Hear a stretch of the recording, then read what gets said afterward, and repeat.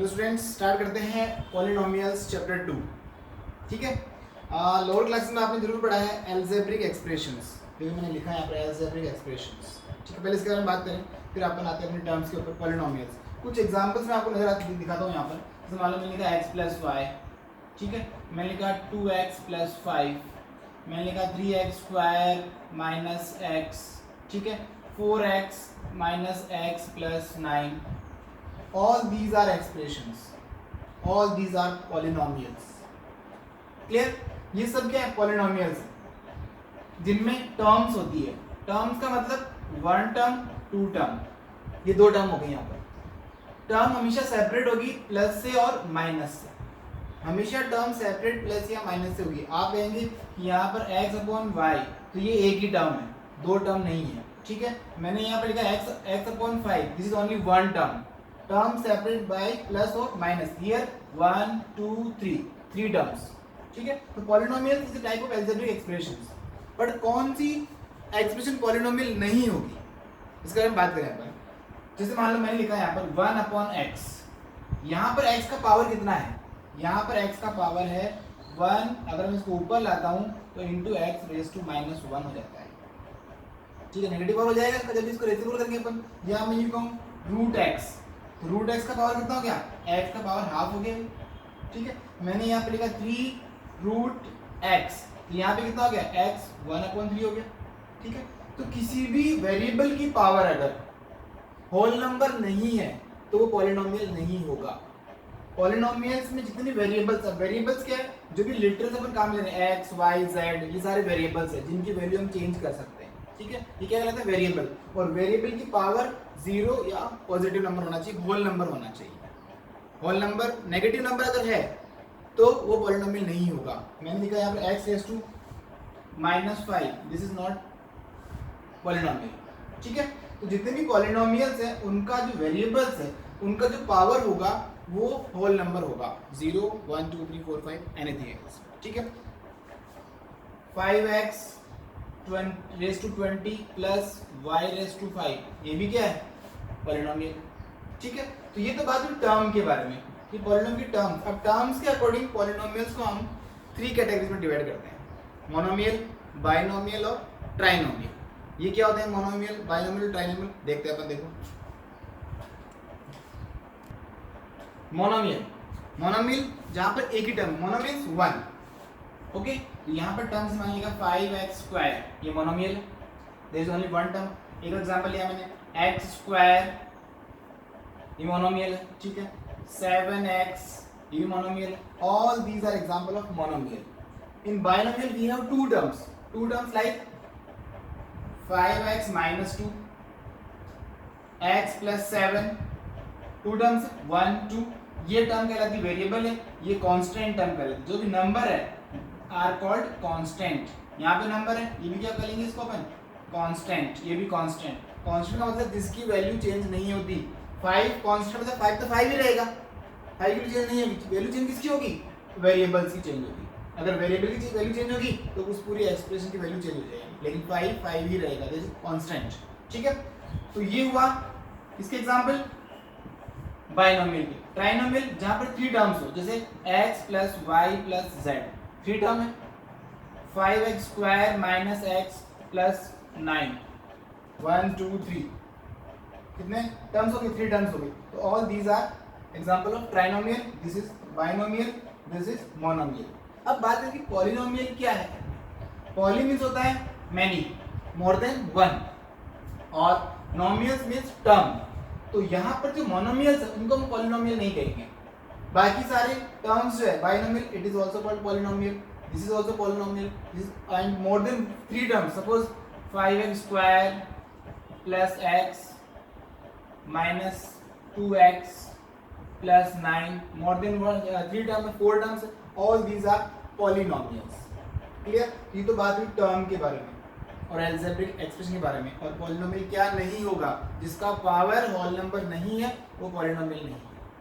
Whole number means 0 से लेकर जो भी इनफाइनाइट 1 2 3 4 पर जितना अपन चाहें उतना, all these are polynomials, variables की पावर। ठीक है, आगे समझ में यहाँ पर इतना। ठीक है, नेक्स्ट अपन लेते हैं कोएफिशिएंट क्या होता है। ठीक है, कोफिशिएंट मतलब इसका एक फैक्टर, जैसे मैंने कहा एग्जांपल कि 5x², what is the coefficient of x², तो इस टर्म में x² का कोफिशिएंट क्या है 5 है, इन दोनों का मल्टीप्लिकेशन क्या हो जाएगा 5x² वापस हो जाएगा। एक मल्टीप्लाइंग फैक्टर जो है वो कोफिशिएंट होता है किसी भी टर्म का, ठीक है। एक और एग्जांपल लेते हैं, सपोज जैसे मान लो मैंने लिखा 7x + x² - 9, what is the coefficient of x² here, तो यहाँ पर इस टर्म में x² है और इसके पास में कोई नंबर नहीं, इसका मतलब यहाँ पर 1 है, तो x² कोफिशिएंट क्या हो गया यहाँ पर 1 हो गया। What is the coefficient of x in this polynomial, in this algebraic expression, तो x इस टर्म में और इसका कोफिशिएंट क्या हो गया 7 है, ठीक है। This is coefficient of polynomial, coefficient of variable. आगे समझ में ये कोफिशिएंट क्या होता है किसी भी टर्म का, ठीक है। अब लेते हैं अपन degree of polynomial. Degree of polynomial, this is a polynomial, what is the variable of this term x, x variable, इसका पावर कितना है 3 है, यानी इस टर्म का डिग्री कितना है 3 है, ठीक है। यहाँ आते हैं अपन x², यहाँ पे इसका पावर कितना है 2, तो इस टर्म का डिग्री कितना है 2 है, हम बात कर रहे हैं डिग्री, ठीक है। यहाँ आते हैं वेरिएबल क्या है x और पावर कितना है 1, अगर वेरिएबल की पावर नहीं तो मतलब 1 होता है, ठीक है। यहाँ पर ये कांस्टेंट है, यहाँ पर वेरिएबल है क्या नहीं है बिल्कुल, तो जिस अगर कांस्टेंट टर्म है और उसकी डिग्री की बात कर रहे हैं अपन, तो वहाँ डिग्री कितनी होगी 0 होगी। अब आप बोलोगे कि 9 की पावर 0 तो वैल्यू 1 हो जाती है, ऐसा नहीं है। यहाँ पर हम मानते हैं कि वेरिएबल x है जिसकी पावर 0 है, और अगर किसी भी वेरिएबल की वैल्यू पावर अगर 0 होता है उसकी वैल्यू 1 होती है, तो ये पूरा 1 हो गया, 1 × 9 ही रह गया, इसीलिए यहाँ पर 9 का डिग्री कितना मानेंगे हम 0 मानेंगे, कांस्टेंट टर्म का डिग्री 0 माना जाएगा। 9x0 is same as 9, clear, this is degree. तो ये डिग्री हुआ सेपरेट टर्म का डिग्री हुआ, यहाँ पर हमको बात करनी पूरी एक्सप्रेशन डिग्री कितनी होगी, तो यहाँ हाईएस्ट कितना है 3 है, तो इस पूरी की डिग्री कितनी होगी 3 डिग्री हो गई। और टर्म की बात है तो सबकी सेपरेट डिग्री ऐसे होती है, ये होता है डिग्री ऑफ पॉलिनोमियल, क्लियर। अब से मैं बात करूँ डिग्री के बारे में, कि मैंने लिखा 5x 90 + x 20 y 20 z 100 + 5। अब डिग्री क्या है यहाँ पर देखो, इस यहाँ पर वेरिएबल क्या है x, इसकी डिग्री कितनी है 90, यहाँ पर ही पूरी एक टर्म है, टर्म सेपरेट प्लस माइनस से होती है। अब देखो 20 + 20 + 100 कितना हो गया 140 हो गया, इस टर्म की डिग्री 140 हो गया, और यहाँ पर कांस्टेंट है, और मैंने बताया आपको कांस्टेंट टर्म की डिग्री कितनी होती है 0 होती है, तो ये तो हो गया सेपरेट टर्म्स की डिग्री, और पूरी एक्सप्रेशन का जो डिग्री है वो कितना हो गया हाईएस्ट कितना है 140, तो 140 हो गया। This is called degree of polynomial. अब बात करते हैं यहाँ पर 3 टर्म मैंने और ले रखी है, यहाँ पर लीनियर पॉलिनोमियल, क्वाड्रेटिक पॉलिनोमियल और cubic polynomial. In any polynomial if there is degree 1, this is called linear polynomial. अगर एक ही डिग्री है उसको हम बोलते हैं लीनियर पॉलिनोमियल। जैसे x - 2 डिग्री कितनी है यहाँ पर x की 1 है, तो ये लीनियर पॉलिनोमियल।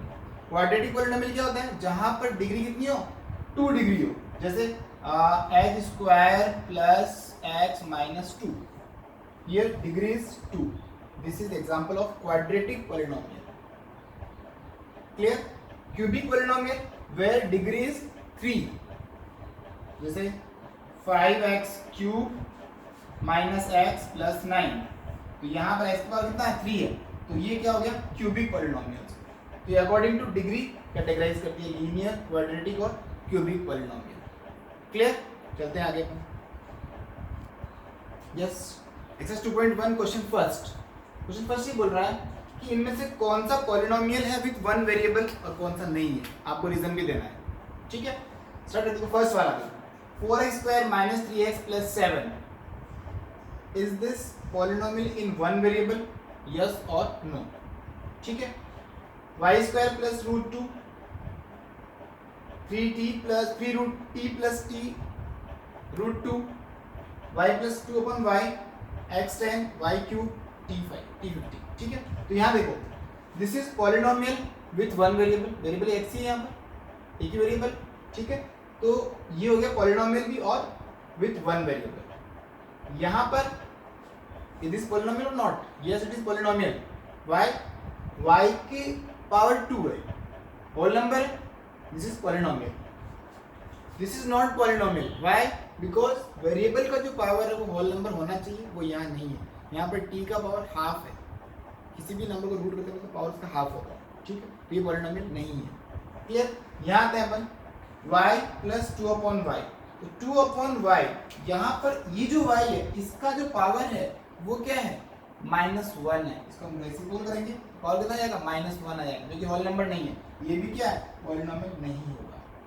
ये पॉलिनोमियल है but not one variable. This is polynomial with 3 variables.